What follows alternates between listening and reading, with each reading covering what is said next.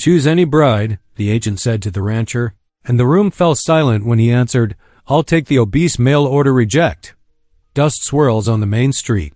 The church bell tolls. The crowd gasps as the rancher takes her. Hand-while whispers hiss like rattlesnakes in the dark. But what began as a shocking choice turns into something no one expected.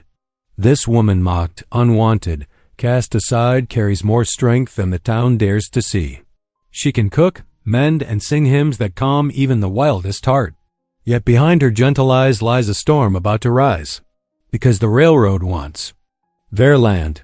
Forged deeds, locked jail doors, and lies threaten to crush them both. But when she dares to stand before the whole town, the truth she carries could shatter every chain or break her completely. Can the one everyone rejected become the very stone that saves them all? Comment below and tell me where in the world you're joining from. And if this story made you pause for a moment, hit that subscribe button for more. The late afternoon sun cast long shadows across the railway platform as Julie stood back from the crowd, her heart pounding beneath her traveling coat. The steam from the locomotive drifted away on the breeze, carrying with it the last traces of her old life in the East. Around her, the other mail-order brides clutched their small bags and papers, their faces bright with hope and anxiety. Station master herded them toward the clapboard meeting hall like nervous sheep. Julie moved slowly, letting the others go ahead. Her shoes clicked against the wooden planks of the platform, each step bringing her closer to what felt like Judgment Day. The sound of eager voices and shuffling feet filled the hall as townsfolk, and ranchers filed in behind them. Inside, oil lamps cast a warm glow over the gathered crowd. The smell of dust and tobacco hung in the air. Julie kept to the shadows near the back wall, watching as the other women were arranged in a line at the front. Their pretty dresses and carefully arranged hair made her even more conscious of her own plain appearance. The government agent, a tall man in a fine suit that seemed out of place in this frontier town, stepped forward with a flourish. His polished boots gleamed in the lamplight as he addressed the assembled men. "Choose any bride, men," he announced, his voice carrying to every corner of the room. "First come, first served, as they say." He smiled, but the expression didn't reach his eyes. Julie watched as, one by one, the youngest and prettiest women were chosen. Each selection brought excited murmurs and congratulations from the crowd. She tried to make herself smaller, though she knew it was impossible. Her hands twisted the warm fabric of her skirt as the number of available brides dwindled. Finally, only Julie and two others remained. The government agent's gaze fell on her, and his lip curled in a cruel smirk. Well, he drawled. "Seems we've got ourselves a heavyweight contender here." Laughter rippled through the crowd, sharp and cutting. Julie's cheeks burned. She lifted her chin slightly, determined not to let them see her pain, though her heart felt like it was being squeezed in a vice. She'd endured mockery before, but never so publicly, never with so many eyes watching her shame. The silence that followed seemed to stretch forever. Then the crowd parted, and a man stepped forward. His movements were deliberate, unhurried. Julie's gaze met his, and she found herself looking into eyes the color of a summer storm. Weather-lined and sun-bronzed, his face spoke of long days working under open skies. His clothes were plain but clean, a rancher's gear, worn with dignity. "I'll take the one no man wants." His voice was quiet but firm, carrying clearly through the suddenly silent hall. Gasps and whispers erupted from the crowd. Julie's heart skipped a beat as she realized he meant her. The government agent's smirk faltered. "You sure about that?" "Boone? Plenty of more. Suitable choices still available." Jackson Boone, for that must be his name, didn't even glance at the agent. He kept his eyes on Julie and held out his hand. "Ma'am?"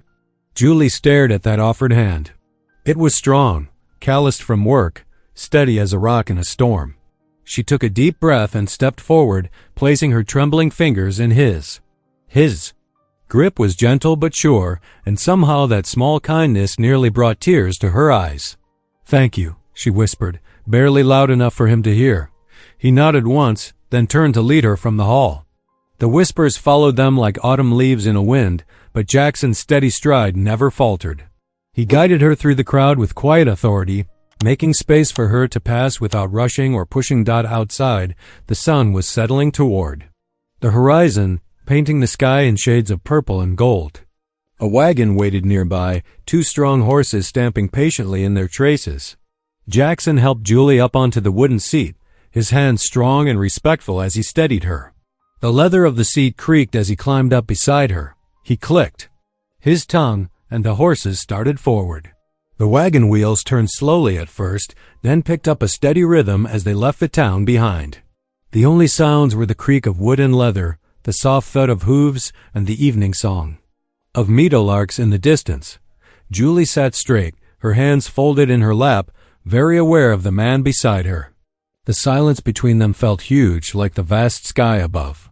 She snuck glances at his profile, trying to read something in the set of his jaw, the way he held the reins, but his expression remained unreadable. The road led them out of town, past scattered homesteads and into open country. Shadows lengthened across the land as the sun sank lower. A cool breeze carried the scent of sage and distant rain. Julie shivered slightly, and without a word, Jackson reached behind the seat and pulled out a wool blanket, offering it to her without taking his eyes from the road. "Much obliged," she said softly, wrapping it around her shoulders. The wool was rough but warm, smelling faintly of horses and hay. The wagon rocked gently as they traveled, its motion somehow soothing. Julie watched the landscape roll past, grass rippling in the wind, scattered stands of cottonwood trees marking the course of hidden creeks. Distant mountains blew against the darkening sky. It was beautiful in a wild, lonely way that made her heart ache with something she couldn't name. The silence stretched between them, not exactly uncomfortable, but heavy with unspoken questions. Julie's mind raced with thoughts of what lay ahead. This man had chosen her when no one else would, had defended her dignity with quiet strength. But why? What kind of life awaited her at the end of this journey? The horses' hooves kept their steady rhythm, marking time like a heartbeat as they moved further into the gathering dusk. Julie held the blanket close, watching the first stars appear in the deepening blue above. Whatever tomorrow might bring, for now she was grateful for the simple kindness of a warm blanket and a silent companion who had seen her worth when others looked away. The wagon crested a small rise just as full darkness settled over the land. Below them, a single golden light glowed in the distance like a fallen star. As they drew closer, Julie made out the shape of a cabin, its weathered logs silvered by moonlight. A barn loomed nearby, and the shadows of corrals stretched beyond. "Home," Jackson said simply, the first word he'd spoken in miles. The horses quickened their pace slightly, sensing the end of their journey. The cabin grew larger as they approached, and Julie studied what she could see in the dim light. Though modest in size, it stood square and solid against the night sky. Smoke curled from the stone chimney, and lamplight spilled from a single window, casting warm rectangles on the packed earth of the yard. Jackson brought the wagon to a halt near the cabin's door.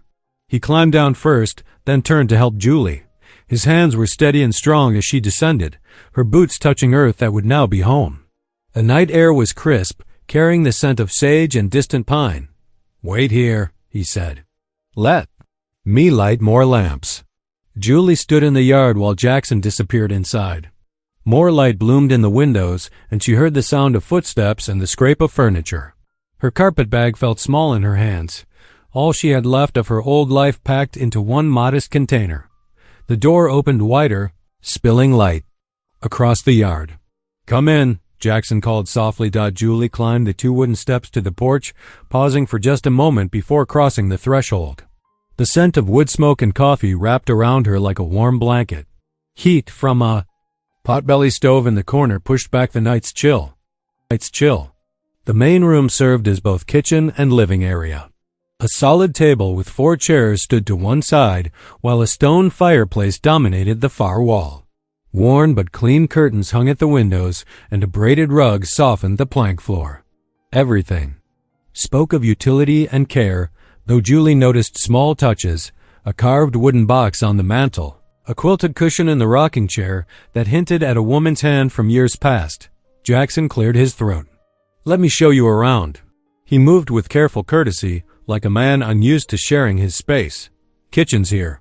Pump works most days, though it can be stubborn in winter. Pantry's through there." He gestured to a door. "Root cellar's outside, but we can see that tomorrow." Julie followed as he led her down a short hallway. "This room's yours," he said, opening a door to reveal a small but tidy bedroom. A narrow bed with a patchwork quilt stood against one wall, and a simple washstand held a pitcher and bowl. A small window looked out into the darkness. "Until," he paused, choosing his words carefully, "until we know each other better." Julie nodded, grateful for his consideration. "Thank you," she said softly. "My room's across the hall," he continued. "Outhouse is out back, about 30 paces. I keep a lantern by the door for night visits." He shifted his weight slightly. "Are you hungry? I've got beans warming on the stove, and there's cornbread from this morning." "Yes, please," Julie replied, realizing she hadn't eaten since early that morning on the train. "Get settled then. Come out when you're ready." Alone in the small room, Julie set her carpetbag on the bed. Her fingers trembled slightly as she unpacked her few possessions: 2 dresses, some undergarments, a worn Bible that had been her mother's.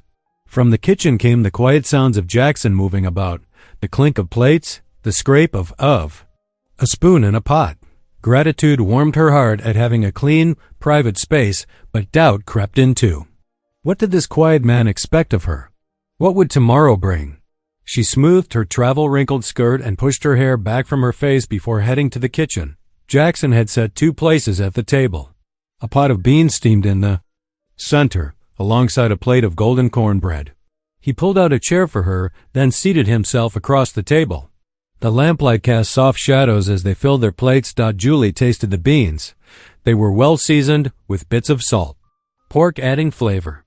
The cornbread was a little dry but good, especially with the fresh butter Jackson offered. They ate in silence for a few minutes before he spoke. "Been 5 years," he said, his voice low, "since Sarah, my wife, passed. Fever took her quick. Didn't even have time to get the doctor from town." He stared down at his plate. "Been alone since then, working the ranch." Julie heard the pain behind his calm words, saw it in the way his hand tightened on his fork. "I'm sorry," she said simply. He nodded once, acknowledging her sympathy without looking up. "Ranch keeps me busy. Got 30 head of cattle, some horses. Garden does fair most years." He paused. "It's not much compared to what you might be." "Used to. I'm not used to much," Julie admitted. "My family," she hesitated, then continued. "We lost everything in the panic of '73. I've been working as a seamstress since then." Something in her voice must have touched him, because Jackson looked up and met her eyes. For a long moment, they gazed at each other across the table. 2 people who had known loss, now trying to build something new. After supper, Julie insisted on washing the dishes while Jackson banked the fire for the night. The familiar task helped settle her nerves, and the warm water soothed her travel-worn hands. Through the window above the sink, she could see stars scattered across the vast sky like diamond dust. Later, in her room, Julie knelt beside the narrow bed. The patchwork quilt was soft beneath her folded hands as she whispered her prayers. Thanks for safe travel, for shelter, for the quiet strength of the man who had chosen her. She added a plea for guidance and strength in the days to come. Across the hall, Jackson sat in his chair by the dying fire. The copper glow of the embers painted shadows on his weathered face as he pondered the day's events. Had he done right by choosing her? She seemed steady, capable, and there was something in her eyes that spoke of inner strength, despite what others might see. Still, doubt gnawed at him. Could they build a life together, 2 wounded souls in this harsh land?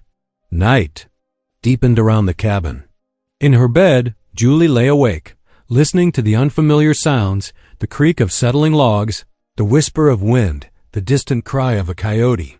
Strange how knowing Jackson was just across the hall made her feel safer, even though he was nearly a stranger himself. In his own room, Jackson too remained awake, aware of the subtle changes in his home's atmosphere.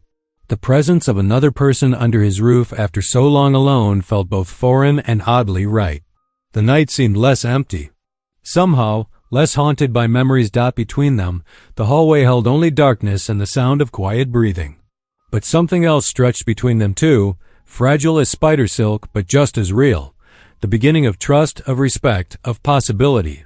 Outside, stars wheeled overhead, and the wind sang ancient songs across the prairie, while inside, Two solitary souls began the slow dance of learning to share a home. Dawn painted the Rocky Mountains in shades of pink and gold. Julie woke to unfamiliar sounds, the distant lowing of cattle, the rustle of wind through prairie grass, and the soft crackle of a newly lit fire in the main room. She dressed quickly in the cold air, eager to prove her worth. The kitchen stood empty when she emerged. Through the window, she spotted Jackson carrying water from the well to the horse trough. Moving quietly, Julie found the coffee pot and measured grounds from a tin on the shelf. The cast iron stove responded well to her touch, and soon the aroma of fresh coffee filled the air. She located a slab of salt pork in the pantry and sliced it thin, laying the pieces in a heavy skillet. The fat sizzled as it met the hot iron. Julie heard boots on the porch and turned to find Jackson watching from the doorway, his expression unreadable. "Good morning," she said, fighting the urge to explain herself. "Coffee's almost ready," he nodded, removing his hat. "Smells good." His eyes took in her capable movements as she turned the pork and stirred the coffee. They ate breakfast in companionable silence. Julie had found biscuits left from yesterday and warmed them on the stovetop. When Jackson finished his second cup of coffee, he stood. "Thought I'd show you the land today." "Need to check fences anyway."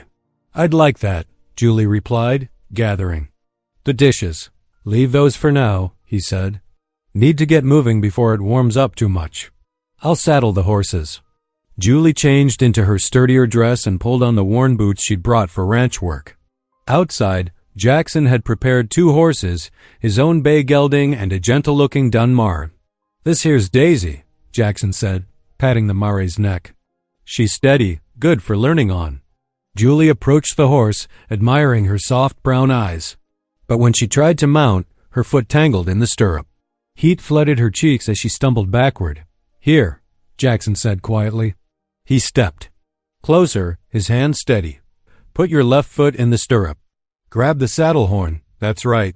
Now push up with your right leg." His strong hands at her waist helped lift her into the saddle. Julie settled herself, adjusting her skirt, still blushing but grateful for his patience. Jackson mounted his own horse with practiced ease, and they set off across the morning-bright prairie. The air held that peculiar crystal clarity unique to high country. Their horses' hooves crunched through patches of frost as Jackson led them. Past grazing cattle. Julie had never seen such openness. The land rolled away in all directions, grass rippling like waves in the wind. Far to the west, the mountains stood sharp against the sky. "These are all yours?" she asked as they passed. "Another group of cattle. 30 head, Jackson replied. "Not much compared to some spreads, but enough to get by." He pointed out the timber fences that marked his grazing areas, explaining how he rotated the herd to protect the grass. They rode on, the silence broken only by bird calls and the creak of leather. Julie found herself relaxing into Daisy's steady rhythm. The mare seemed to know her job, following Jackson's horse without guidance. Near midday, they reached a creek.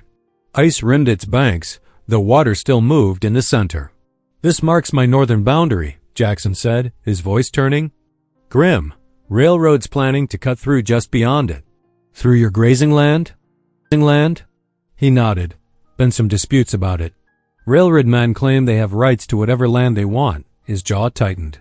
"Two Hawks Comanche rancher next over. He's fighting it too. They're threatening his water access." Julie studied the creek, thinking how precious water must be in this dry country. "Seems wrong, taking what belongs to others." Jackson glanced at her, something like approval in his eyes. They dismounted to let the horses drink, and Julie stretched her stiff legs. The sun had warmed the air, but wind still bit through her shawl. On the return ride, Julie's muscles ached from hours in the saddle. Daisy sensed her discomfort and grew restless. Without thinking, Julie began to sing softly, an old hymn her mother had loved. Her clear voice carried in the winter air, "Be thou my vision, O Lord of my heart, not be all else to me, save that thou art." The familiar words steadied both horse and rider. Julie sang on, almost forgetting she had an audience until she caught Jackson watching her. His weathered face had softened somehow, though he quickly looked away when their eyes met. The sun hung low by the time they reached the cabin. Julie's legs nearly buckled when she dismounted, but pride kept her standing. Jackson showed her how to brush down Daisy and check her hooves before leading both horses into the barn. Inside, Julie's practiced hands made quick work of dinner preparations. She found vegetables in the root cellar and meat in the smokehouse, combining them into a hearty stew. The familiar task soothed her tired muscles. They ate by lamplight, more at ease with each other than the night before.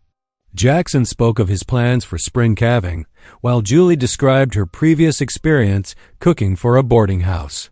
The conversation flowed naturally, punctuated by comfortable silences, looking across the table at Jackson's quiet strength. Julie felt hope rising in her chest. Perhaps the gossips in town had been wrong. Perhaps there was a place for her here after all, not as a burden or an object of pity, but as a true partner in this life. Jackson caught her watching him and offered a small smile. "You did well today," he said simply. "Most city folks can't handle their first long ride." "Thank you," Julie replied, warming at the praise, "for being patient with me." He nodded, then added softly, "That hymn you sang, Sarah used to sing it too." The words hung in the air between them, an offering of trust. Julie acknowledged it with a gentle smile, understanding that some bridges must be built slowly, one careful step at a time. The morning after their first ride together, Julie rose before dawn. Her muscles protested from yesterday's adventure, but determination drove her forward. The cabin needed attention. Years of bachelor living had left their mark on every surface dot. She started with Jackson's clothes. His work shirts hung on pegs, more patched than original fabric.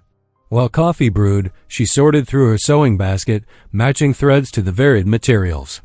The steady rhythm of needle and thread brought comfort as morning light filled the kitchen. Jackson came in from his early chores to find 3 shirts mended, the patches neat and strong. He picked one up, examining her work with careful fingers. "These'll last another season now," he said, approval warming his voice. Julie smiled, pleased. "I found some flour in the pantry. Would you like fresh bread with supper?" He paused in the doorway. "Been a while since I had homemade bread." She spent the morning kneading dough, letting it rise in the warmth near the stove while she tackled other tasks. The familiar work grounded her, making the strange cabin feel more like home. When the bread came out golden brown and fragrant, Jackson's appreciative look made her efforts worthwhile. The next morning brought a new challenge. Jackson pointed toward the barn where their only milk cow stood in her stall, udder heavy. "Lucy's ornery," he warned. "Haven't had much luck with her lately." Julie approached the cow slowly, speaking in soft tones. Lucy switched her tail and shifted away, but Julie persisted. She hummed quietly the same hymn that had steadied Daisy while positioning the milk bucket. After several false starts and one nearly kicked-over pail, a steady stream of milk finally rang against the bucket's tin bottom. "Well, I'll be," Jackson said from the barn door. "She hasn't given that much milk in months." Pride straightened Julie's spine despite her aching arms. Sometimes patience matters more than strength. Later that morning, while hanging wash on the line, Julie heard excited bleating from the cattle pen. A gangly black calf had escaped its enclosure and now romped around her legs, tugging playfully at her skirt hem. She couldn't help laughing at its antics while trying to shoo it back toward its mother. Jackson looked up from mending fence nearby, drawn by the sound of her laughter. Something shifted in his expression as he watched her gently guide the calf back to its pen. Her face bright with joy. The peaceful rhythm of their days was broken when Hank Weber rode up one afternoon. Julie was in the kitchen, preparing vegetables for supper when she heard horses in the yard. Through the window, she saw Jackson greet their neighbor. "Brought that wire you wanted," Weber said, dismounting. Then his voice dropped to a carrying whisper. "Say, Boone, heard you married yourself a cast-off from that bride train. That true?" Julie's hand stilled on the carrots. Heat flooded her face as she waited for Jackson's response. "Got business to discuss, Weber?" Jackson's tone was cold. "Or just here to spread gossip?" Weber laughed, the sound sharp with mockery. "No offense meant. Just surprised is all." Man like he could have had his pick. Julie didn't hear the rest. She slipped away to the bedroom, hands trembling as she smoothed her apron. The old shame rose up, threatening to choke her. How many times had she endured similar whispers, similar judgment? That evening, after Weber left, Jackson found her at the kitchen table. She tried to smile, to pretend she hadn't heard, but he saw through it.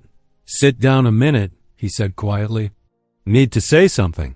Julie's heart pounded as she took a seat. Jackson settled across from her, his weathered hands flat on the table. "Heard what Weber said," he began. "Reckon you did too." Julie nodded, unable to meet his eyes. "Want you to know something." He paused, choosing his words carefully. "A woman's worth ain't judged by town gossips. Never has been." She looked up then, surprised by the steel in his voice. "Seen how you work," he continued. "How you treat the animals. How you've made this place more of a home in 3 days than it's been in 5 years. His eyes held hers steadily. "That's what matters. Not idle talk from folks with nothing better to do." Tears pricked Julie's eyes, but she blinked them back. "Thank you," she whispered. Jackson nodded once, then rose from the table. "Got to check the stock before dark." Julie sat for a long moment after he left, his words easing something tight in her chest. Though comfort warmed her, shame still lingered. At the edges of her mind, that evening, while Julie sat knitting by lamplight, Jackson disappeared into the bedroom. He returned carrying something wrapped in soft leather. Carefully, he unwrapped an old Bible, its pages worn from years of handling. Without explanation, he opened it and began to read, "The Lord is my shepherd, I shall not want. He maketh me to lie down in green pastures. He leadeth me beside the still waters." The familiar words of Psalm 23 filled the quiet room. Jackson's voice was steady and sure, as if he'd read these verses many times before. Julie's hands stilled on her knitting as peace settled over her like a warm blanket. "He restoreth my soul. He leadeth me in the paths of righteousness for his name's sake." Outside, winter winds howled around the cabin's corners, but inside, Julie felt wrapped in God's presence. Tears slid down her cheeks, not tears of shame, this time, but of gratitude. Here in this simple cabin, with this quiet man reading ancient words of comfort, she felt truly seen for the first time in years. The psalm ended, but Jackson continued reading, his deep voice a anchor in the gathering dark. Julie's heart lifted with each verse. She had traveled so far, endured so much doubt and rejection, yet God had led her here. Perhaps this was where she belonged all along. When Jackson finally closed the Bible, comfortable silence fell between them. Julie wiped her eyes with her apron, no longer embarrassed by her tears. "Thank you," she said softly. Jackson carefully rewrapped the Bible in its leather covering. Sarah used to say these words helped her through hard times. He looked up, meeting Julie's gaze. "Reckon they still do." Julie nodded, understanding the gift he'd given her, not just the words themselves, but the sharing of this precious connection to his past. She picked up her knitting again, feeling lighter despite the wind's continued fury outside. They sat together in the lamplight, each occupied with their own tasks, but somehow more connected than before.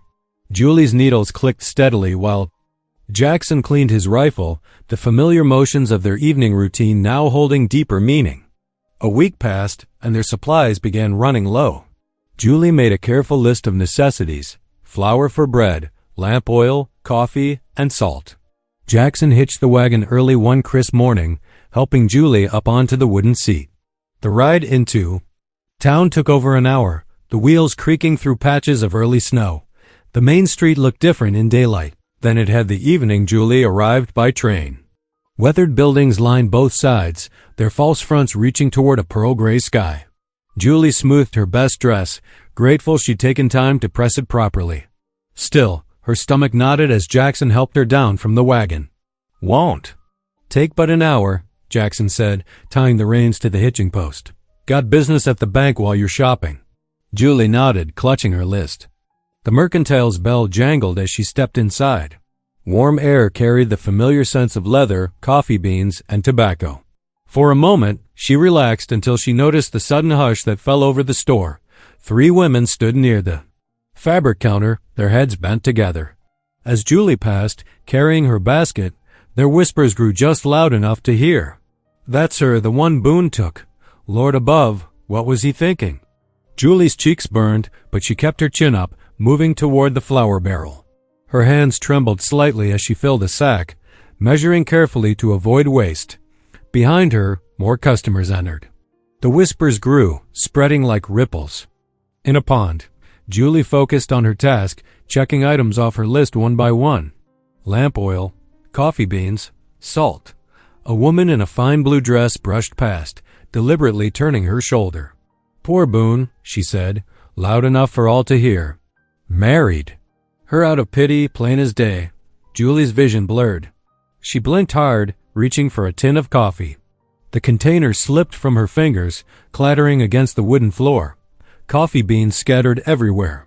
"Careful there," the shopkeeper said, his tone sharp. "That's good merchandise." Julie knelt to clean up the mess, her face flaming. The whispers continued, cruel and cutting. Just then, heavy boots stepped into view. Jackson stood beside her, his shadow falling across the scattered beans. "Let me help you with that, Mrs. Boone," he said, his voice carrying clearly through the store. The formal address felt like a shield. Together they gathered the spilled coffee. When Julie stood, she saw Jackson's expression had hardened to granite. He turned to face the watching crowd, one hand resting protectively on Julie's shoulder. "Mr. Thompson," he addressed the shopkeeper, "I've traded here 15 years. Always paid fair and square." "That you have, Boone," Thompson agreed, uncertain. Then, "You'll hear this plain. This here's my wife." Jackson's quiet words cut through every whisper. "She's worth more than this whole store and everyone in it. Anyone says different can take it up with me." Silence fell like a heavy blanket. Julie felt tears threatening again, but these were different tears of gratitude and fierce pride in her husband's defense. "We'll take our business elsewhere if need be," Jackson continued. "Your choice." Thompson's face reddened. "Now, Boone, no call for that. Mrs. Boone's welcome here as anyone." Jackson nodded once, then helped Julie gather her purchases. He paid, while she wrapped everything carefully in brown paper. No one spoke as they left the store, but Julie held her head high. The wagon ride home stretched quiet through the afternoon. Julie's heart felt too full for words. Finally, as the sun settled, toward the mountains, she found her voice. "Thank you," she said softly, "for what you said back there." Jackson's hands tightened on the reins. His jaw remained clenched, but he gave a slight nod. Meant every word. Julie saw the anger still simmering beneath his calm surface, not at her, but at those who would harm her. Something warm unfurled in her chest at the knowledge. That evening, as Julie prepared their supper, she moved with new purpose. The stew bubbled fragrantly on the stove while she rolled out biscuits.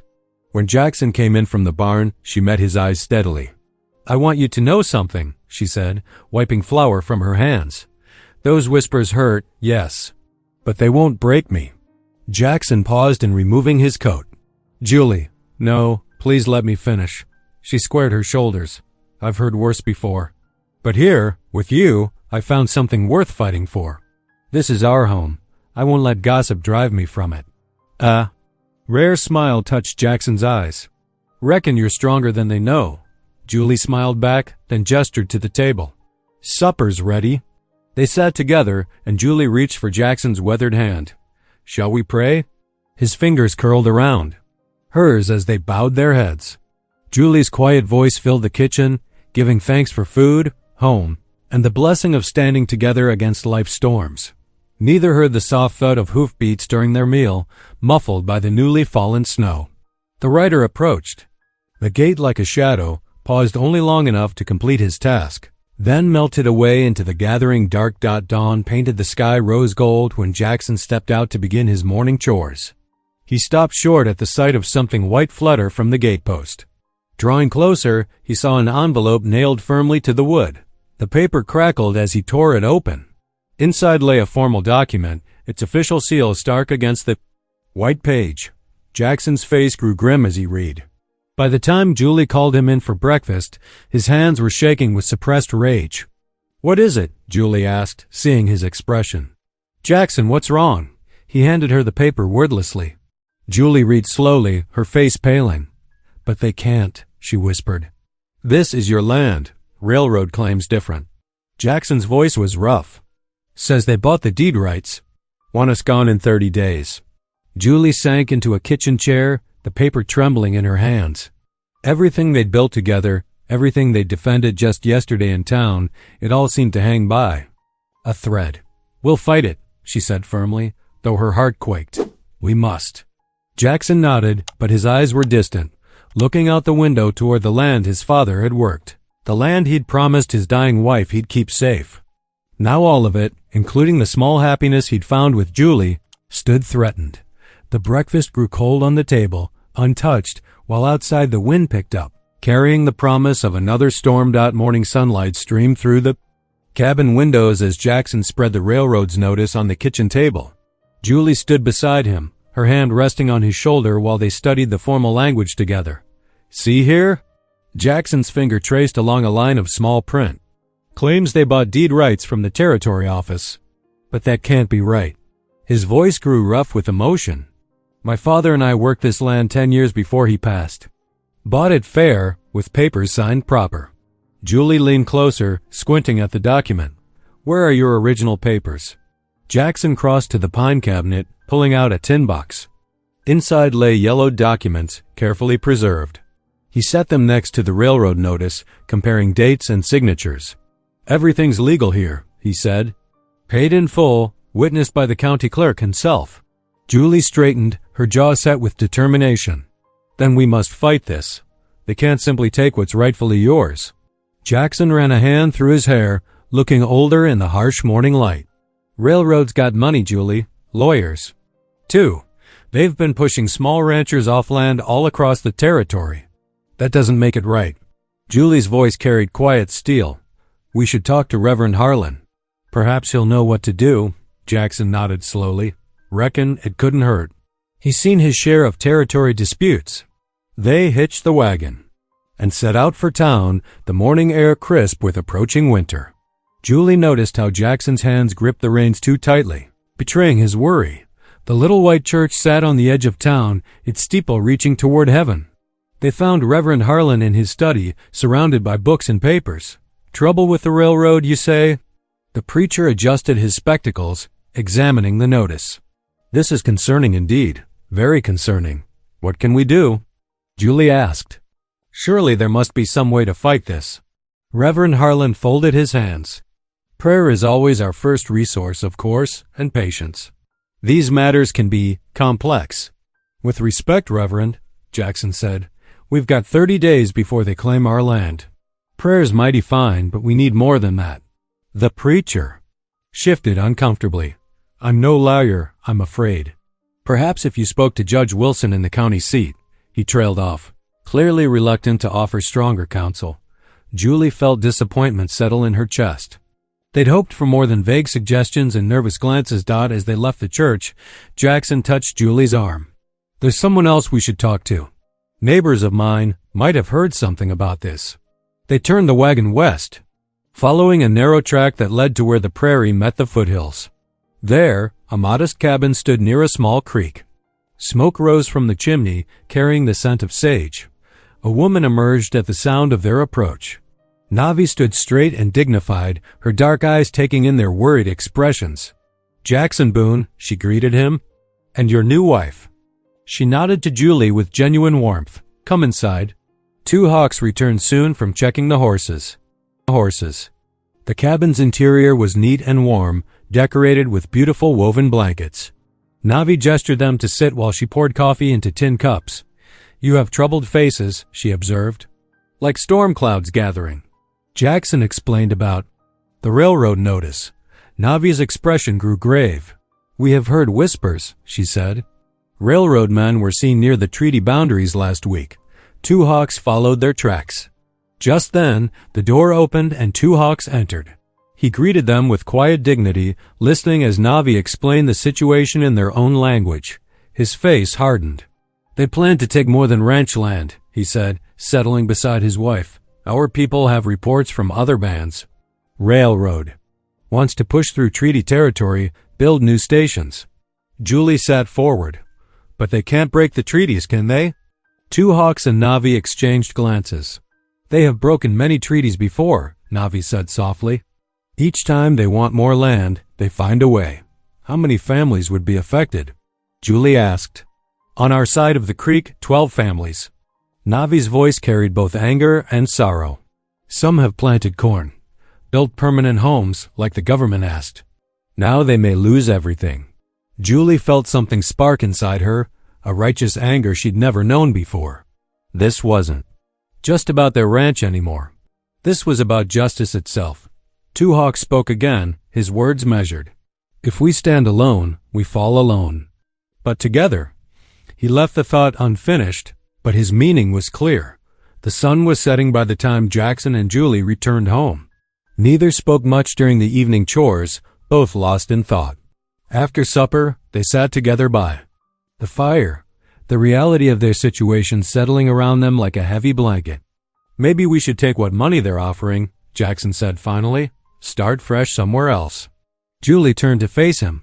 Is that truly what you want? He stared into the flames. Want? No, but fighting the railroad. He shook his head. Might lose everything anyway, Jackson. Julie's voice was soft but firm. Look at me. He met her eyes reluctantly. I believe God brought me here for a reason, she said. Not just to be your wife, though that's blessing enough. But maybe for this moment too, to stand beside you when it matters most. Julie, no, please listen. What's happening isn't right. Not to us, not to Navi and Two Hawks, not to any of the families being pushed off their land. Her voice grew stronger. If we yield now, we're saying it's acceptable for the powerful to crush the weak. Is that the story we want to tell our children someday? Jackson's expression changed at the mention of children, a future he'd stopped dreaming of years ago. Sometimes the Lord puts us in places where we must choose, Julie continued, between what's easy and what's right. I choose to fight. She reached for his hand. But I can't do it alone. Jackson sat silent for a long moment, feeling the warmth of her fingers twined with his. Outside, coyotes began their evening chorus, their wild voices carrying across the prairie. Finally, he squeezed her hand. Reckon you're right. A ghost of a smile touched his lips. Besides, my father would never forgive me if I gave up without a fight. Julie's answering smile was like sunrise. Then we'll face it together. Whatever comes. The fire crackled between them, casting dancing shadows on the walls. In that moment, despite the uncertainty ahead, they felt stronger than they had that morning. Sometimes courage, like love, grows best when shared. Outside, the coyotes sang. To the rising moon, their voices echoing across the land that generations had called homeland worth fighting for, worth protecting, worth keeping sacred for those yet to come. The morning sun cast long shadows across Navi's cabin as Julie helped her gather dried herbs from rafters. The sweet scent of sage mingled with wood smoke while they worked, their movements falling into an easy rhythm. These papers you mentioned, Julie said, carefully bundling time with twine. Your uncle worked with the army clerk? Navi nodded, her dark eyes thoughtful. Many seasons ago. He helped mark the boundaries, wrote things down in their way. She reached for another bunch of herbs. He was young then, but clever, kept his own records. Julie's heart quickened with hope. And you think he still has them? My uncle saves everything. Navi's lips curved in a gentle smile. He says paper has long memory, longer than men who make promises. Jackson had left at dawn to ride to Navi's uncle's home, following careful directions. Now as morning stretched toward afternoon, Julie and Navi prepared food for what promised to be a long evening of discussion. The kitchen filled with savory aromas as Julie kneaded bread dough while Navi stirred a pot of buffalo stew. Through the window, they could see Two Hawks mending fence posts, his steady movements matching the rhythm of their work inside. Tell me, Navi said softly as she added dried corn to the pot, about your path here, how you came to marry Jackson Boone. Julie's hands stilled in the dough. She drew a deep breath, finding it easier somehow to speak truth in this warm kitchen with Navi's quiet presence beside her. I was always different, she began, working the dough again. Too tall, too substantial. My sisters were delicate. Things like china dolls. I was more like the china cabinet itself. She tried to laugh, but the sound caught in her throat. Navi listened without comment, stirring the stew with steady motions. The suitors came for my sisters one by one, but for me? Julie shook her head. Some called on me to be polite. Others to win favor with my father's business. None stayed. She shaped the dough into a round loaf, her movements perhaps fiercer than necessary. My family, they meant well, I suppose. But their jokes about my size, their constant suggestions about how to make myself smaller, more appealing. She fell silent, remembering those painful years, the whispers, the pitying looks, the mounting certainty that she would remain alone, a burden to her family. Then I saw the advertisement, Julie continued, for mail-order brides needed in Colorado territory. I thought, well, perhaps someone out here might value more than a tiny waist and delicate features. Perhaps someone might want a wife who could work, who could help build a real life. And so you came, Navi said softly. Julie nodded. Though even here, at first, she remembered the cruel laughter in the meeting hall, the mockery in the agent's voice. But then Jackson stepped forward. I'll take the one no man wants, he said. Harsh words, Navi observed. Yes, but, Julie smiled slightly, the way he said them. Like he was challenging them all. Like he saw something they didn't. Navi set down her spoon and turned to face Julie fully. You were never unwanted, she said, her voice carrying the weight of deep conviction. The Creator chooses his paths.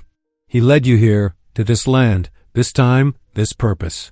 Tears pricked Julie's eyes at the simple certainty in Navi's words. Among my people, Navi continued, we say the strongest trees grow in the hardest ground.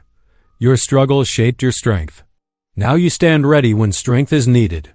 Julie wiped her hands on her apron, touched beyond words by this acceptance she'd yearned for all her life. Thank you, she whispered. They worked through the afternoon, preparing food and talking of simpler things. Recipes exchanged, stories of daily life, gentle laughter over shared tasks. As sunset approached, they heard hoofbeats approaching. Jackson rode in with another man, elderly but straight-backed, his face deeply lined by sun and years. Navi's uncle dismounted with dignity, carrying a leather satchel close. They gathered around Navi's table as darkness fell. Lamplight gleamed on the worn leather as the old man carefully withdrew yellowed papers, spreading them with reverent hands. Here, he said, his finger tracing lines on a detailed map. The original boundaries, marked by stream and stone. I wrote it all down, had the army clerk sign each page. His eyes, sharp despite his years, met Julie's. They thought I couldn't read their words, but I learned. I watched. I remembered.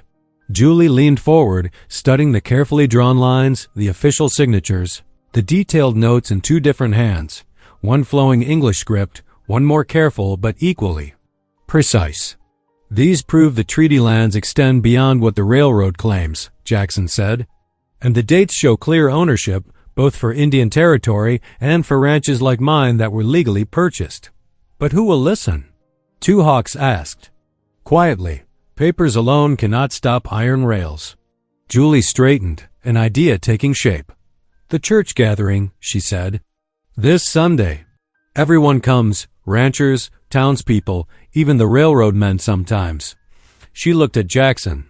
If we present these documents there, show everyone what's true. They'll laugh, Jackson warned. Like they did at the meeting hall, like they do in the store. Julie lifted her chin. Let them laugh. Truth must be spoken, no matter the ears that hear it. She turned to Navi and her uncle. Will you come? Stand with us? The old man nodded. Slowly. I will bring the papers. Speak the truth of what I saw, what I wrote. Others will come too, Navi said. From the families who would lose their homes. If you speak, we will stand with you. And with you. They worked late into the night, organizing the documents, planning what needed to be said. When Julie and Jackson finally rode home, stars sparkled in the cold sky above them. Are you sure about this? Jackson asked as they prepared for bed. Speaking in front of everyone? Julie paused in brushing her hair. I've spent my whole life trying to be smaller, she said softly, trying not to be noticed, but God made me as I am. And maybe he made me strong enough to stand tall when it matters. Jackson's expression softened as he looked at her. Reckon he did at that. The next 2 days passed in a blur of preparation. Julie practiced what she would say while doing chores. Jackson rode to nearby ranches, quietly spreading word. Navi gathered her people, explaining the importance of this moment. By Saturday night, Julie's hand shook as she laid out her best dress, the dark blue one she'd worn on the train west. But her voice was steady as she prayed before sleep, asking not for courage, but for clarity, for the right words to touch hearts and open eyes, The Sunday morning dawned crisp and clear, with golden lights spilling over the distant mountains. Julie stood before the small mirror in their bedroom, pinning her hair with trembling fingers. The dark blue dress she'd worn on the train west felt snug, but she lifted her chin, refusing to let old insecurities rule this day. Jackson appeared in the doorway, wearing his best shirt and string tie. "Ready?" She nodded, though her heart fluttered like a trapped bird. Together they hitched the wagon and set out for town, the morning air sharp with frost. As they drove, Julie rehearsed her words silently, praying they would find fertile ground. The church bell tolled across the valley, its deep bronze voice calling the faithful. One by one, wagons and riders converged on the white-painted building. Julie spotted Navi and 2 hawks arriving with several other Comanche families, including the elderly uncle carrying his precious satchel of documents. Inside, lamp oil and wood smoke scented the air. Sunlight streamed through plain glass windows, catching dust motes and golden beams. The wooden pews creaked as families settled in, curious whispers rising about the announced land meeting. Julie saw the faces turn, some friendly, others wearing poorly hidden smirks. Reverend Harlan stood at his pulpit, hands clasped. "Let us pray," he began, his voice steady. "Lord, guide our hearts and minds today as we gather to address matters that concern our community. Grant us wisdom and understanding. Amen." He stepped aside, nodding to Julie. Her legs felt wooden as she rose, but Jackson's hand squeezed hers briefly, lending strength. She made her way to the front, aware of every eye upon her. "Many of you know me," she began, her voice smaller than she'd hoped. She cleared her throat and tried again, stronger. "I'm Julie Boone, Jackson's wife these past weeks." A ripple of murmurs passed through the congregation. She heard someone whisper, "Reject bride," and saw several heads shake dismissively. The familiar shame tried to rise, but Julie pushed it down. "I stand before you today not just as Jackson's wife, but as someone who believes in truth and justice." Her voice grew clearer, steadier. "What I must tell you affects not just the Boone Ranch, but many of our neighbors, including the Comanche, families who have lived on their treaty lands for generations." She explained about the railroad's claims, the suspicious timing, the threats of forced removal. As she spoke, she saw interest kindle in some faces. Even those who had whispered began to listen. Navi rose next, her dignity drawing all eyes. She spoke of her people's history on the land, of promises made and kept. 2 hawks joined her, adding his quiet voice to the testimony. Their elderly uncle carefully displayed his documents, explaining each one's significance. "These papers prove the true boundaries," Julie continued. "They show that both the ranch lands and Comanche territories were legally established years ago.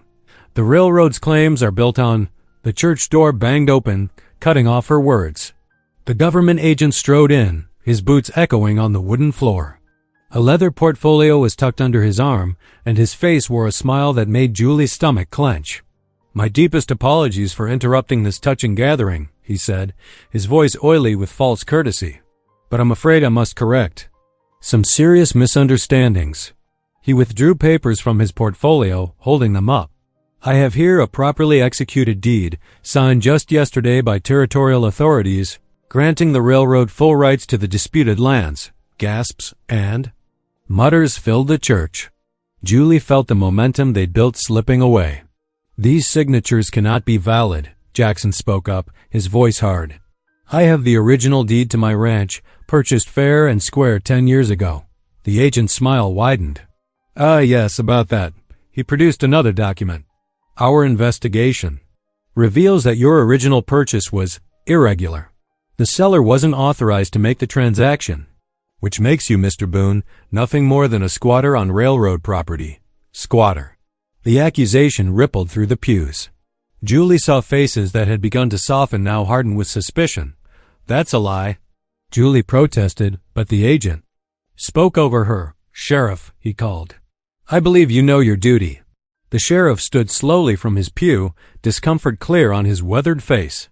"Jackson Boone," he said formally, "I have to take you into custody pending investigation of these allegations." "No," Julie grabbed Jackson's hand as the sheriff approached. Her husband squeezed her fingers gently before releasing them. "It's all right, Julie," he said quietly. "Truth will out." but his jaw was tight as the sheriff led him toward the door. Church fell silent, heavy with the weight of injustice. Julie stood frozen, watching her husband being led away.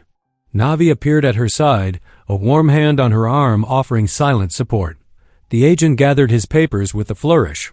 "I suggest the rest of you consider carefully how to proceed," he announced. "The railroad is willing to be generous with those who cooperate. Those who don't," his eyes lingered meaningfully on the Comanche families, "well, progress cannot be stopped." He turned and left, his boot heels striking the floor. Like hammer blows. The congregation sat stunned, the morning sun now feeling cold where it fell through the windows. Reverend Harlan cleared his throat. Perhaps we should pray," he offered weakly, but Julie barely heard him. Her mind was already racing, searching for a way to prove Jackson's innocence and expose the agent's lies.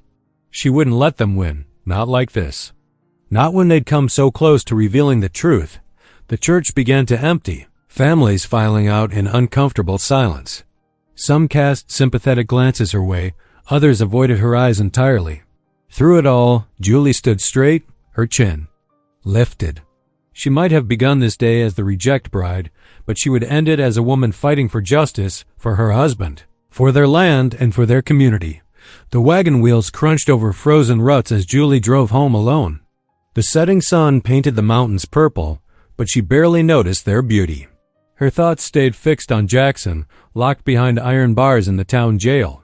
The empty seat beside her felt like a physical ache. The ranch house stood dark and silent against the deepening twilight. Julie's hands trembled as she lit the coal oil lantern, its yellow glow doing little to chase away the shadows. The rooms felt too big, too quiet without Jackson's steady presence. His coffee cup sat unwashed by the sink, and the sight of it brought tears to her eyes, but there was work to be done. Julie hung her shawl on its peg and straightened her shoulders. The animals needed tending, whatever troubles plagued their humans. She pulled on Jackson's spare work coat, its shoulders hanging loose on her frame, and headed out to the barn.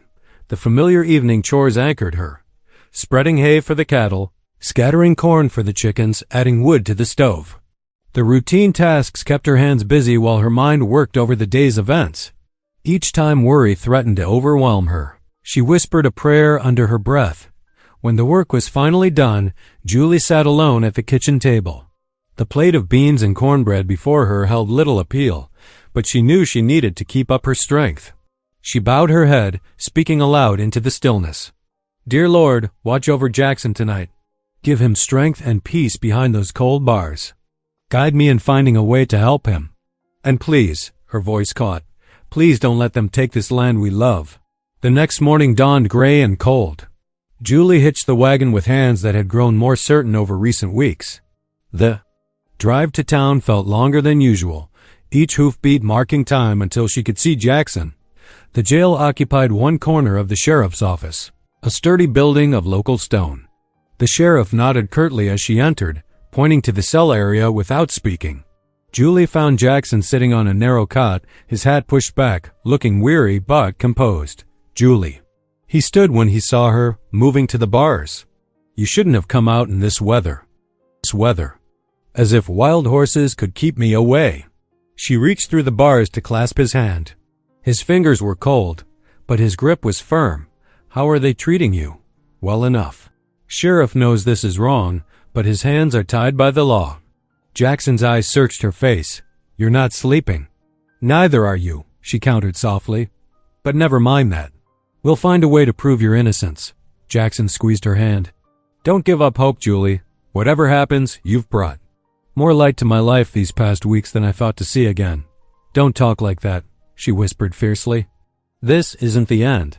Their time was cut short by the sheriff's pointed cough. Julie reluctantly released Jackson's hand and turned to leave. Outside, a group of townspeople had gathered, their faces hard with judgment. "There goes the squatter's wife." Someone called. Out. Another voice added, "Your husband will hang for stealing that land." Julie lifted her chin and walked past them, her steps measured and dignified though her heart pounded. She wouldn't give them the satisfaction of seeing her run. Their jeers followed her down the street, but she kept her eyes forward, counting her breaths until she reached the wagon. That evening, she sat with Navi by the cooking fire outside the ranch house. The Comanche woman's quiet presence offered comfort as they shared a pot of strong coffee. Stars were beginning to appear in the darkening sky when Navi spoke. "I have been thinking about the old treaty papers," she said, her voice thoughtful. "There was an army clerk, a good man who helped record everything properly. He retired to Denver some years ago." Julie sat straighter, hope flickering to life. Would he remember the details? Could he help prove Jackson's claim? If anyone would know the truth of these lands, it would be him. Navi's dark eyes reflected the firelight. But Denver is far, especially now. Winter storms come fast in the high country. Julie studied the coffee grounds in her cup. The mountain passes would be treacherous, the temperatures bitter. She had never made such a journey alone. But what choice did she have? "I'll leave at dawn," she decided, her voice firm despite the fear fluttering in her chest. "Every day Jackson spends in that cell is another day the railroad's lies take root." Navi nodded slowly. "You have grown strong, sister. The Creator did not bring you here by chance." She reached into her shawl and withdrew a small leather pouch. "Take this. Medicine for the journey and a prayer tie to guide you." Julie accepted the gifts, touched by the gesture. "Thank you. Will you?" "I will watch over the ranch while you are gone," Navi promised. "Two Hawks and I will tend the animals and keep the fire burning." They embraced before parting, the Comanche woman's strength flowing into Julie like a warm current. As Navi disappeared into the darkness, Julie began gathering supplies for the journey. She packed dried meat, hard biscuits, and extra blankets. Jackson's old rifle went into the wagon, along with ammunition and basic tools. The night deepened as she worked, and dark clouds began gathering over the mountains. Julie paused in her preparations to study the threatening sky. The storm might delay her departure, but it wouldn't stop her. She had found her purpose in this land, not just as Jackson's wife, but as a defender of truth and justice. Whatever trials lay ahead on the road to Denver, she would face them. She checked her preparations one final time, then banked the stove for the night. As she knelt beside her bed, Julie's prayer was simple but determined. "Lord, give me courage for tomorrow's ride. Help me find the proof we need, and watch over Jackson until I return." Outside, the wind began to rise, carrying the first scattered snowflakes. But inside Julie's heart, a fire of determination burned steady and bright. Gray light crept over the mountains as Julie tightened the last strap on Jackson's bay gelding. The horse stamped restlessly, breath steaming in the cold dawn air. She had chosen him over her usual mount for his sure-footedness and strength qualities they would need on the dangerous winter trail to Denver. Navi appeared silently from the shadows, leading her own pinto. She wore a thick wool blanket wrapped around her shoulders, a bundle of supplies tied securely behind her saddle. "The weather spirits are restless," she said, glancing at the heavy clouds. "We must move quickly." Julie nodded, checking her saddlebags one final time. Dried beef, hard biscuits, matches wrapped in oilcloth, and Mr. Warren's last known address carefully copied onto a scrap of paper. Jackson's old rifle hung in its scabbard, though she prayed they wouldn't need it. A medicine pouch Navi had given her rested against her heart, tucked safely in an inner pocket. They set out just as the sun breached the horizon, though its light barely penetrated the gathering clouds. The horses' hooves crunched through frozen grass as they followed the trail east. Julie's cheeks stung from the bitter wind, and she pulled her scarf higher. The first snowflakes began falling before midday, small white specks that danced in the wind. Within an hour, the flurries thickened, obscuring the distant mountains. The trail became treacherous, hidden under fresh powder that concealed ice and frozen ruts. "There," Navi called out as afternoon waned, pointing to a dark shape ahead. "Line shack. We rest there tonight." Julie's hands had grown numb despite her thick gloves, and her back ached from hours of tension in the saddle. The prospect of shelter, however humble, lifted her spirits. They urged their tired horses forward. The line shack was little more than a one-room cabin with a leaning chimney, but its walls blocked the cutting wind. Inside, they found a small supply of firewood and basic provisions left by passing cowboys, common courtesy of the range. While Navi got a fire going in the rusty stove, Julie tended to the horses in the crude lean-to-shelter dot by full dark. They sat close to the stove's warmth, sharing a meal of beans and biscuits. The wind howled outside, rattling the single window. Julie stared into the flames, her thoughts turning to Jackson in his cell. "I'm afraid," she admitted softly. "What if we can't find Mr. Warren? What if he won't help us? Jackson's counting on me, and I've never done anything like this before." Navi's dark eyes reflected the firelight as she studied Julie. "You've already stood where others trembled," she said. "In the church, you spoke truth when most stayed." Silent. "The Creator does not give us burdens we cannot carry." Julie brushed away tears with the back of her hand. "Sometimes I still feel like that unwanted mail-order bride, too big and awkward to be of use to anyone." "That is old pain speaking," Navi said firmly.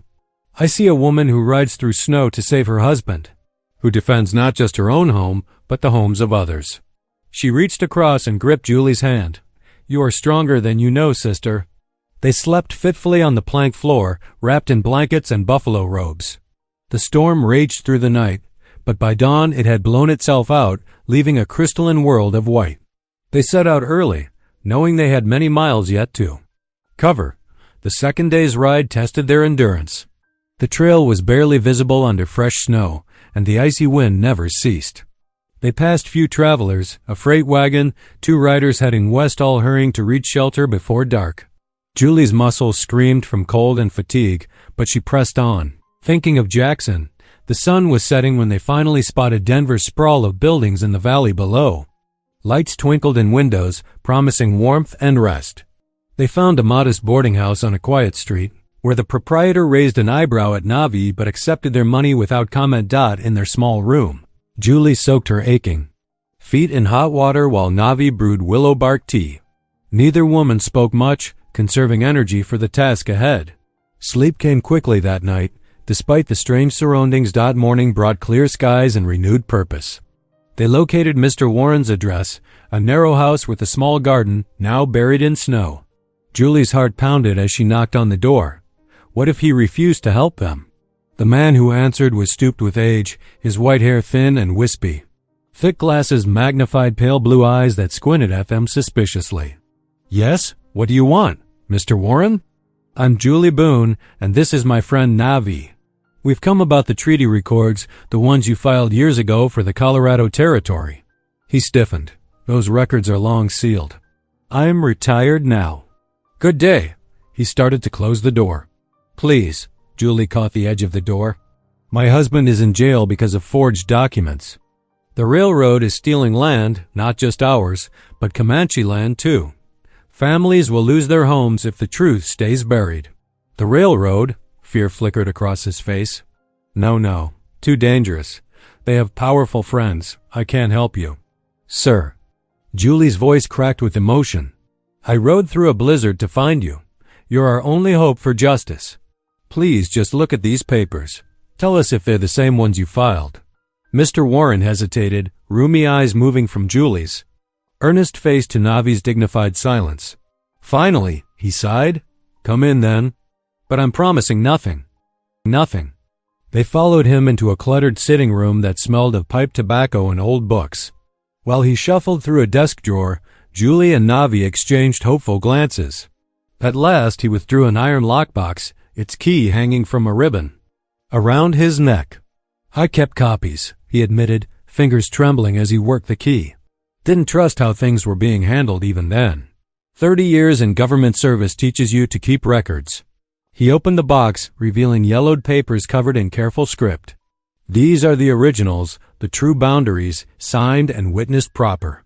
Julie caught her breath as hope blazed in her chest. Finally, proof of Jackson's innocence lay within reach.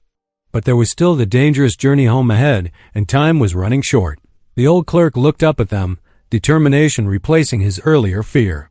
"Let me show you exactly what to look for," he said, spreading the papers on his desk. "Every detail must be clear if we're to expose this fraud." Outside the window, morning sun glinted off fresh snow, promising fair weather for their return journey. Julie sent up a silent prayer of thanks. They had found what they came for. Now they just had to get it safely home to Jackson. Mr. Warren's gnarled fingers traced the faded lines on the yellowed documents. "Here," he said, tapping a spot where an official territorial seal remained crisp despite the years. "This proves the original survey. And here," he shuffled another paper forward, "the properly witnessed signatures establishing both Jackson's deed and the tribal boundaries." Julie leaned closer, studying every detail. The papers carried the weight of truth in their careful script and official stamps. Each page bore dates and proper signatures, forming an unbroken chain of legitimate ownership. "Copy these details exactly," Mr. Warren urged, pushing a clean sheet of paper toward her. "The railroad men, they'll try anything to keep this quiet. They've built their empire on such deceptions." With trembling fingers, Julie transcribed every crucial detail, while Navi watched the window, alert for any unwelcome visitors. The morning light cast long shadows across the desk as Julie worked, determined to miss nothing. "Thank you," Julie whispered when she finished, gripping the old clerk's hand. "You've given us hope." They left Denver as snow began falling again, heavy flakes that quickly blanketed their tracks. The journey home proved far harder than their outward ride. Fresh drifts slowed their progress, forcing them to stop often to rest the horses. Each night, they made camp where they could find shelter beneath rocky outcrops or in the lee of thick pine stands. They built small fires, careful to shield the flames from wind and wet snow. Julie's clothes, already worn thin, offered little protection against the bitter cold. On their third night, huddled close to a sputtering fire, Julie drifted into untamed exhausted sleep. In her dreams, she sat in their cabin's warm kitchen, listening to Jackson read from Psalms. His voice, steady and deep, seemed to fill her heart. "The Lord is my shepherd. I shall not want." She woke with tears frozen on her cheeks but felt strangely strengthened, as if the dream had renewed her spirit. "The Creator sends comfort when needed most," Navi observed, noting Julie's expression in the gray dawn light. They pressed on through deepening snow. Their world narrowed to the next step, the next mile. Julie's dress caught on branches and tore, her hands grew chapped and raw despite her gloves, and her face burned from constant wind. But she kept the precious papers dry inside her coat, close to her heart. On the fourth day, as afternoon light faded to purple dusk, they crested a familiar rise. Below lay the town, its scattered buildings dark against the snow. Smoke rose from chimneys and lamplight glowed in windows. Julie sat straighter in her saddle despite her exhaustion. The papers seemed to pulse against her chest, warm with promise. "We made it," she breathed, her voice rough from days of cold. They rode down the main street, their horses' hooves breaking through crusty snow. Townsfolk stopped to stare at the two women, hardly recognizing Julie in her torn dress and windburned face. But something in her bearing made them step back. This was not the same timid mail-order bride who had arrived on the train weeks ago. A few women whispered behind their hands. Others simply gaped at the sight of the preacher's reject bride returning from the impossible journey, looking like a wild thing but sitting tall in her saddle. Julie met their stares calmly, no longer concerned with their judgment. She had ridden through blizzards and faced down her fears. She had found the truth that would save their land. Now she just needed to face the railroad agent and free Jackson. Julie pushed open the heavy wooden door of the sheriff's office, snow melting from her torn dress onto the floorboards. Her steps were steady despite her exhaustion, the precious papers clutched firmly in her hands. Sheriff Mills looked up from his desk, his expression shifting from surprise to dismissal. "Mrs. Boone, you're making a spectacle," he began. "These documents need seeing," Julie interrupted, her voice clear and strong. "And I want Reverend Harlan and the town council present when they're read." The sheriff scoffed, but perhaps seeing something in her wind-burned face, sent a deputy to fetch witnesses. Within minutes, Reverend Harlan arrived with 3 council members, their boots stamping snow in the doorway. Julie spread the papers carefully on the sheriff's desk.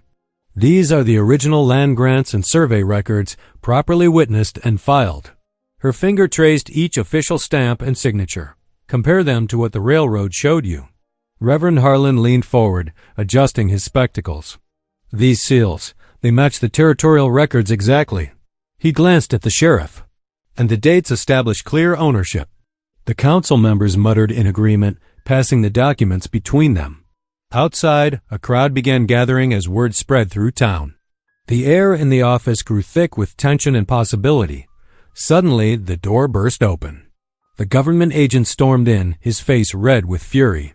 "Those papers are forgeries," he shouted, trying to snatch them from the desk. Julie didn't flinch. She stood her ground, meeting his wild eyes with calm certainty. "Truth don't tremble." "At shouting," she said quietly. "These came from Mr. Warren himself, the army clerk who filed them. Every mark matches. Every date aligns." The sheriff studied the documents again, then pulled out his ring of keys. "Reckon we owe Mr. Boone an apology." He strode to the cells and back, metal clanking against metal. Jackson emerged, blinking in the lamplight. His eyes found Julie's. Immediately, and they moved together like moths drawn to flame. His arms wrapped around her, strong and sure, while she pressed her face against his coat. For a moment, they simply held each other, relief washing through them both. Outside, townsfolk pressed close to the windows, their whispers carrying through the glass. That reject bride saved his land. Rode all the way to Denver in winter. Never would have thought she had it in her. Jackson pulled back just enough to look into Julie's face. His weathered hands cupped her cheeks, thumbs brushing away tears she hadn't realized were falling. "You've carried more strength than I ever did," he said softly, his voice rough with emotion. Julie managed a wobbly smile.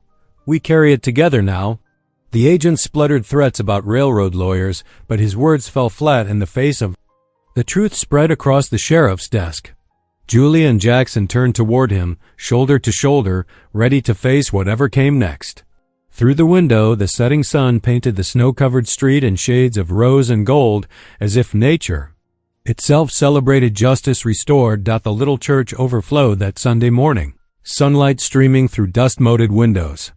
Julie and Jackson stood before the wooden altar, with Navi and two hawks beside them. Their shoulders touched, drawing strength from each other. Reverend Harlan gestured for Julie to speak. She raised the weathered papers, her voice clear and strong. "These documents prove our truth.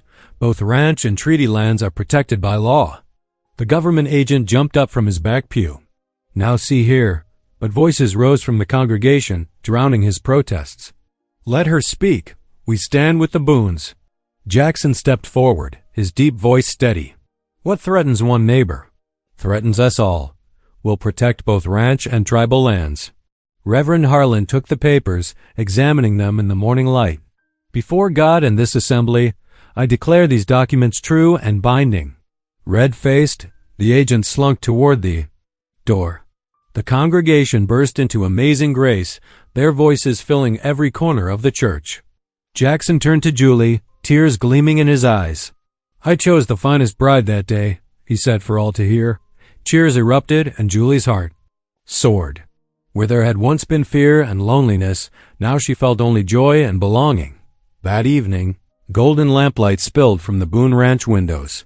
The cabin hummed with life as neighbors gathered around the long wooden table. Julie moved between stove and counter, setting out roasted venison and golden cornbread. 3 fresh-baked pies cooled on the windowsill, their sweet scent mingling with Navi's hearty stew. Children's laughter rang out as townsfolk and Comanche shared stories. Jackson stood, his voice carrying over the happy murmur. "We give thanks," he said, "for our land, for truth coming to light, for good neighbors." His eyes found Julie's. "And for the wife God blessed me with." Julie felt her cheeks warm, but joy danced in her eyes. After the meal, Jackson led her onto the porch. Starlight sparkled on fresh snow. He draped his heavy coat around her shoulders. "Julie," he whispered, drawing her close, "you were never a reject. You were God's answer to my prayers." She leaned into his embrace as tears traced down her cheeks. In the barn, cattle lowed softly. Hand in hand, they walked back toward their glowing home, their hearts full of love, faith, and peace at last. If something in this story whispered to your spirit, stay a while. Subscribe and come back tomorrow. The next story may be the one you didn't know you needed.